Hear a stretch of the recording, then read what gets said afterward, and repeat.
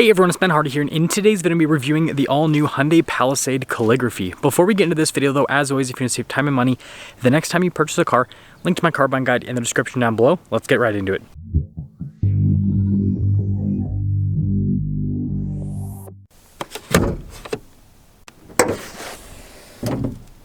Under the hood, we have a naturally aspirated 3.8 liter V6 that goes through an 8-speed automatic transmission.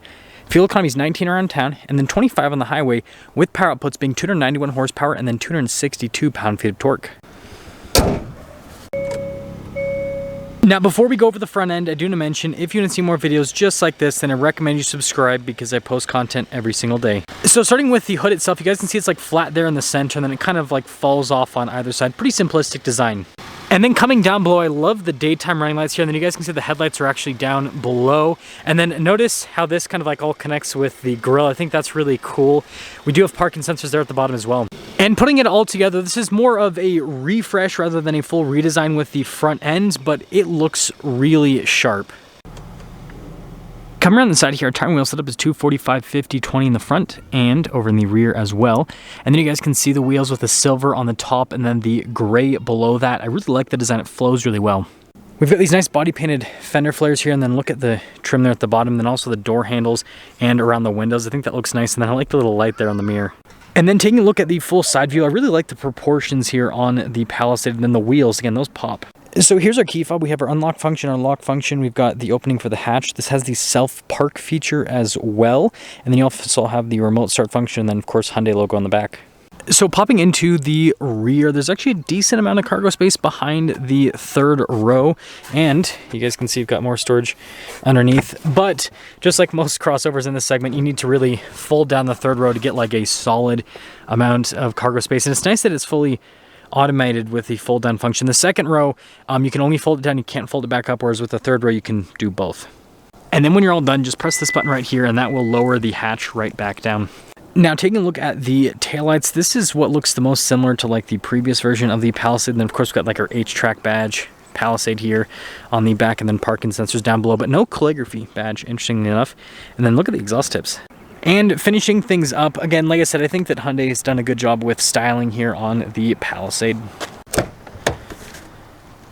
And now taking a look at the door panel here, you guys can see we've got a sunshade, and then look at like the black trim right there, and then look at like all of the perforations and the stitching. I think that looks very sharp, and then even like the little control for the window is nice looking, but solid door panel.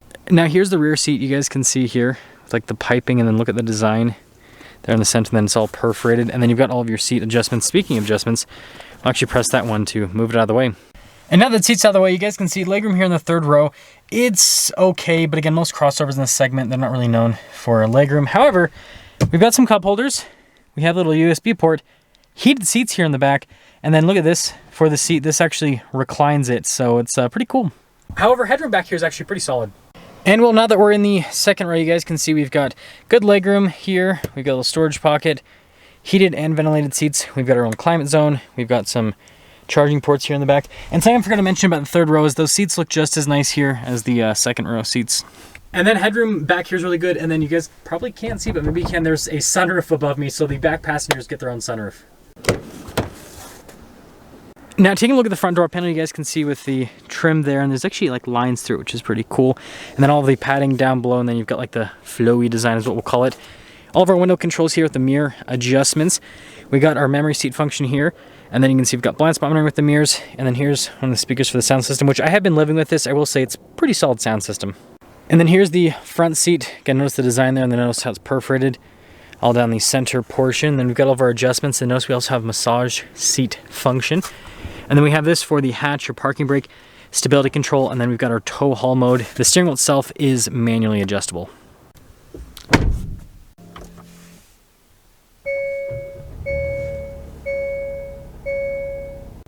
Now taking a look at the steering wheel, really nice material use all around. It's kind of interesting how it's like all split up. Anyways, paddles there on the back. You guys probably also noticed two-spoke design. This does come with adaptive cruise control with steering assist. I will say, one of the best systems I have ever tested on the channel. Hyundai's done a really good job with that system.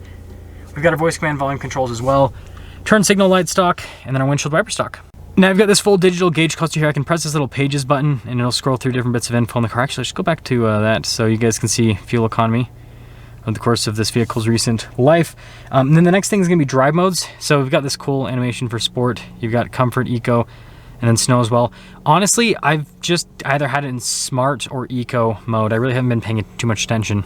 And then in reverse, we do have a backup camera with trajectory lines. It turns the steering wheel, and yes, this does have a 360 camera system. It also has this cool outside view with the camera as well, which makes parking easy, especially when you're trying to park on your front yard. Now, as for the rest of the infotainment system, response time with it is super solid. It's easy to use. I like you have functions built into it, like the climate. You can control that for the rear passengers. You've got your passenger talk as well, and so just a good system. And you know, I feel like it's nicely integrated here into the dash. And speaking of dash, notice that you've got more of those like black lines. That's kind of a theme here. And then we've got Hyundai's Mega Vent, right? It's like all one trim piece. And then you guys can see the analog controls for like the radio right there. And then down below, we've got our analog controls for the climate system, dual zone climate here up front.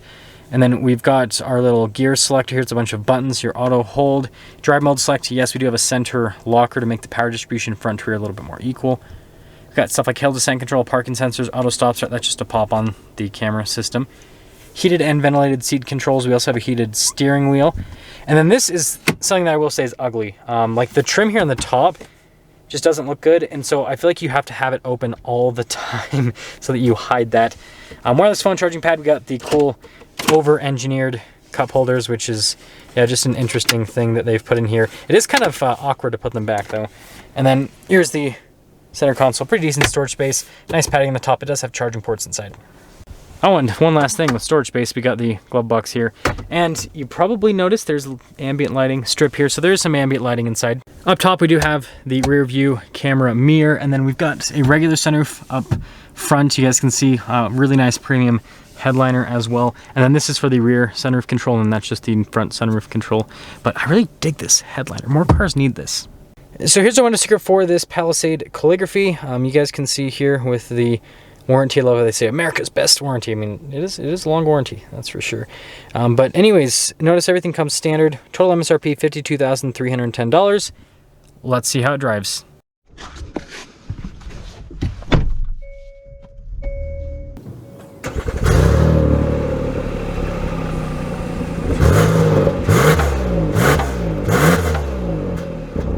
Let's talk about visibility before we set off. Here's visibility of the hood, and you guys can now see the heads-up display. Both the mirrors do have blind spot monitoring, and for the rest of the rear, and let's set off. So we are officially setting off in the Palisade, and something I forgot to mention in the walk around is there's more storage underneath this like center thing here. It's pretty cavernous, so there's lots of storage here in the Palisade. But I have been living with this for a week, and I'm really impressed. It drives really well. People seem to give Hyundai and Kia a hard time because of, you know, past brand reputation, but they've definitely improved things a massive amount. And you know, this vehicle specifically, and then also the Telluride, like they're actually really well built. Like the powertrains, you know, from what I've seen on forums and everything, it seemed to be pretty dang reliable, and you know, people seem to love them. And I think that's why they, you know, over the course of the pandemic went for such big, you know, price premiums. But you know, things I love about this Palisade, you know, calligraphy package to be specific is that person wasn't moving, had a green light. It's just like a lot of the tech that it comes with, like, you know, massage seat function for the driver is really nice. You got this turn signal camera, which is really cool. You got the 360 camera. Like it's just jam-packed with tech. I talked about the adaptive cruise control and steering assist a little bit earlier, but like it's a really good system, actually. Like I said, it's super seamless, and I feel like it's pretty dang close to like self-driving, at least on the interstate. And we'll get our acceleration. It's popped over in sport mode. Woo! That's quick. And again, 3.8 liter V6. It's got a decent amount of power for the segment, that's for sure. It's not like insanely fast, but it's quick enough. I still, though, hold the opinion that Hyundai and Kia need to take the 3.3 V6 or the 3.5 V6 from Genesis, and they need to stuff that in the Palisade and the Telluride. And you know, like they could easily get $60,000+ out of that. I mean, look at the Ford Explorer ST and Platinum, right? But let's kind of cap things off with a Palisade. So you know, style, that's obviously going to come down to personal opinion, but I think the Hyundai did a good job with the styling on this, especially with the refresh. I think it looks better than the previous version. The interior feels more upscale now. You know, there weren't as many changes as I thought initially, because I did like a comparison, but you know, they did change enough. I did a comparison with the Kia siblings, the new Telluride and the old Telluride, but I think they did a really good job with the interior. This feels very upscale, especially considering the price point in the segment this competes in. I mean, look at like a $50,000 Ford Explorer, Dodge Durango, Jeep Grand Cherokee, Toyota Highlander, Honda Pilot. This feels significantly nicer. And that's what gets me into the thing that's really weird about this vehicle is I don't understand how Hyundai has this priced where they have it. I kind of do, and I'm going to give you guys my theory. So my theory is that Hyundai is probably, in Kia, I think they're probably losing money on these cars right now. That's just my guess. I'm not saying it's reality, just my guess. I think they're losing money to buy customers. I think that's, because this is what automakers do, is they release like a really nice product, and I think this is a really nice product, and they price it like below what it should be to get a bunch of people into the brand, and then once they get, you know, what they deem necessary into the brand, then the price increases start. Now, we haven't seen crazy price increases on this quite yet, but you know, I mean, I think it could potentially happen. That's just my theory on this. That's why I think that this is able to be priced at such a low price point for all the features it has. I mean, like, again, you look at all the other vehicles in this segment, this is far nicer. Like, it drives better, in my opinion. Powertrain to powertrain, this powertrain feels just as competitive. It has a nicer interior, has more features. So like, I would say that this and then the Telluride are the segment leaders. This is the value proposition, because the Telluride, you get less features for more money. I just did a comparison the other day, and so the Palisade, you know, it's a nice vehicle. Check them out.